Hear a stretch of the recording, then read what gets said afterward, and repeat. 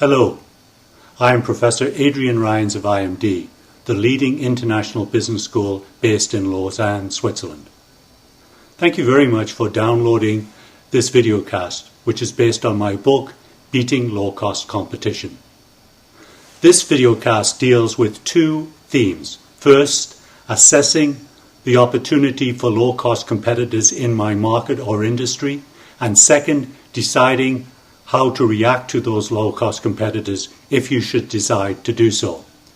This videocast is one of a series of 6 videocasts that provide advice on how to react to low-cost competition. For further information on the series, please go to this URL.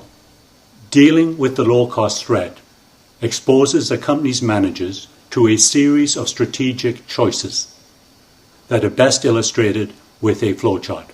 Let us go over these decision points one by one. The first decision point covers the overall low-cost threat. Is my company in a sector that is exposed to low-cost competition? Some industries are less at threat from low-cost competitors.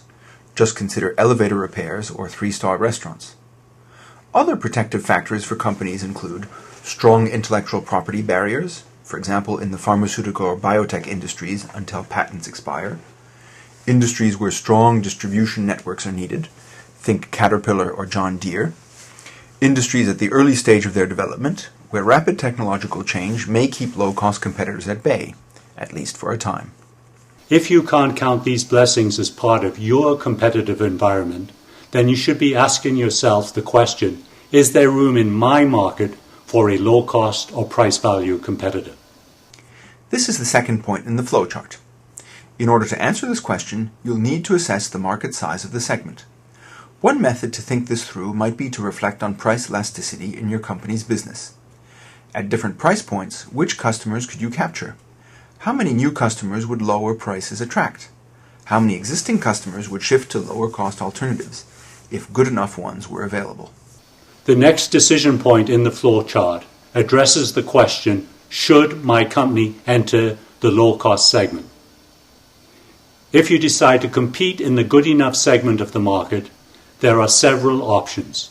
I would distinguish between 3 principal entry methods. The first strategic option is to use the existing company infrastructure and create an internal division focused on the low-cost or good enough opportunity.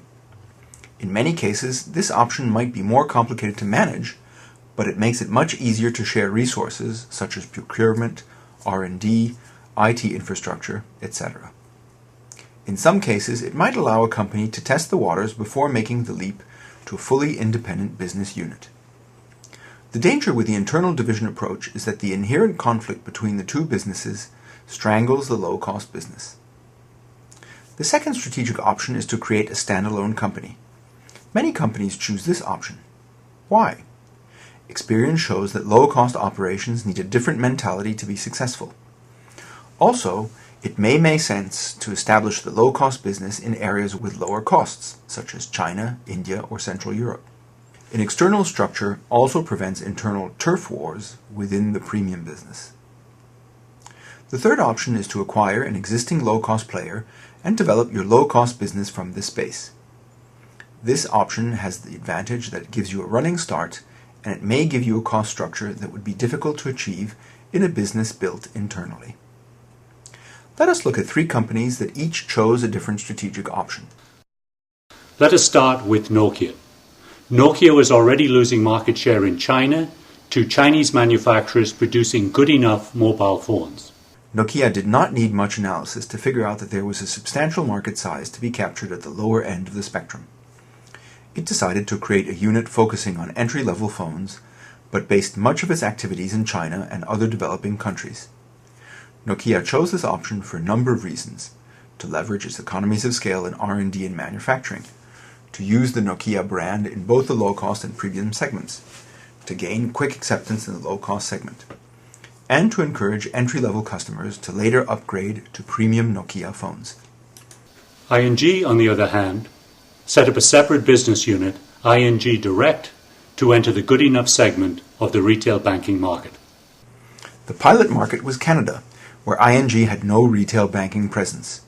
This allowed the CEO, Arkady Kuhlmann, and his team to design the business from the ground up and to really incorporate some out-of-the-box thinking in many areas of its strategy. ING Direct used some hard-hitting ads comparing its much better interest rates to those of Canadian competitors.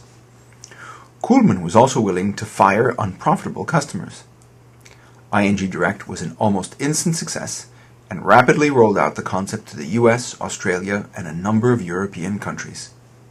Lastly, let us look at Danfoss Motion Controls, a leading Danish company producing frequency converters that are used to control the speed of production equipment. Danfoss acquired Hollip, a low-cost operator in China, in 2005. About 100 low-cost Chinese players had already captured about 20% of the market, and an acquisition seemed to be the fastest route to recapturing some lost ground. One big challenge was to keep Hollip cost-competitive. The temptation that Hollip resisted was to upgrade employee working conditions to Danish standards, introduce the latest technology, link it up with the Danfoss infrastructure, etc. As the Hollip story suggests, one of the biggest challenges to developing a successful low-cost business is building or maintaining the very different business culture that a low-cost operation requires. Of course, not all companies decide to go along this branch. Perhaps they feel the low-cost opportunity is not attractive enough, or they just don't see how they could develop a winning strategy in that segment of the market. So, in another videocast, we'll talk about what you do if you decide not to enter the low-cost segment, but rather to focus on your premium segments. Then the big question is, how do you bulletproof your business against aggressive low-cost competitors? We hope that you have found this videocast useful. Should you have any questions or comments, please contact us at this email. Additionally, thank you for spreading the word about this series to your friends and colleagues. Thank you once again, and good luck with your low-cost ventures.